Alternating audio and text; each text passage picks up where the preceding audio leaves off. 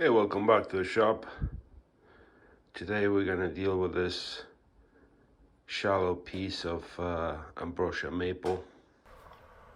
So on the lathe she goes, and we're gonna start roughing it out. By the way, if you like videos that don't have someone yakking like I am right now, I do have another channel when I make shorter videos with just music, and that's called the Woodturning Studio. So you can look that up and see shorter versions of all the videos. So I'm using a 4040 here. I roughed it out a bit and faced the back of it, and I'm just slowly bringing it to shape. And I'm still getting the hang of the 4040. I tend to walk, and instead of moving my body along with it. Here I'm removing some material from the bottom in order to make the tenon. I noticed with the 4040, if you go almost 90, push in and then pull out, it works very well to remove material. Here I'm marking the tenon and continuing that. This is not a cut that is smooth, it's more to remove material pretty fast, as it will leave tear out. Now this is a smooth cut that I need to do, and again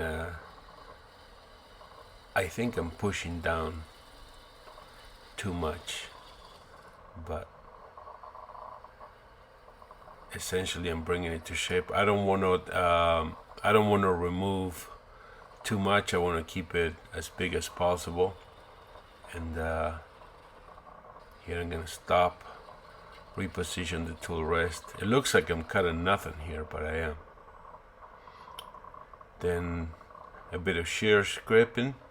Once I got to the shape that I want, put the chalk on and flip it around.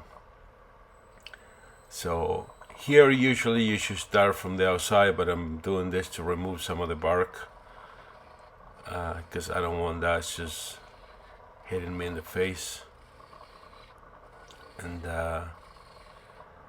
here is more the money shot, where you have to go really slow a little bit at a time, and then remove some of the material in front of it.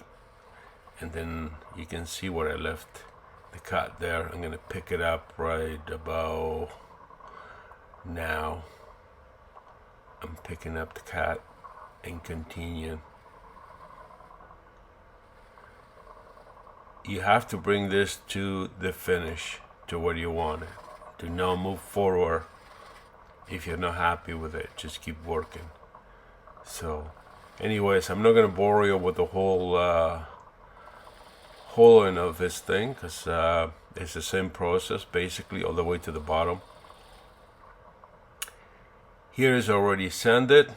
I'm just giving it a clean up with some denatured alcohol, and here I'm switching to a 1/2 inch freshly sharpened 4040 gouge, and I'm gonna give the tenon a bit more of an angle that I want the legs to have. I'm gonna clean up right up to the tenon.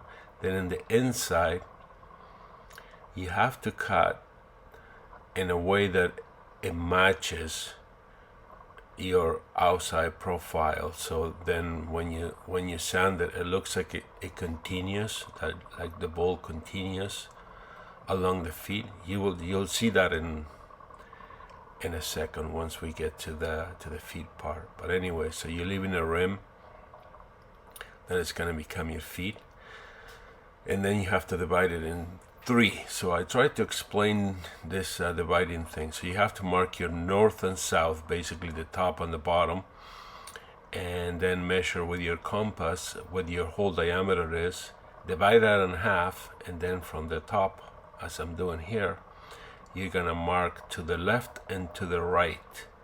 So the bottom will become 1 feet, and these 2 marks that you're doing to the left and right will become the other 2. Hopefully that explains it. If not, leave me a comment with any questions. Then you can use a Dremel or a chisel or whatever you want here. I have some tear out there, but I'm gonna have to sand anyways. My camera was in my way here. It was really uncomfortable, so I didn't record the rest of it, but that's my butchering job. That will look like that though, because you have to sand the whole thing into shape after. So here comes the sanding. Remove the knob that I left in the middle, and then some more sanding. This little sander is amazing though. It's a little Mirka. Then some hand sanding, you know, just to stay in shape.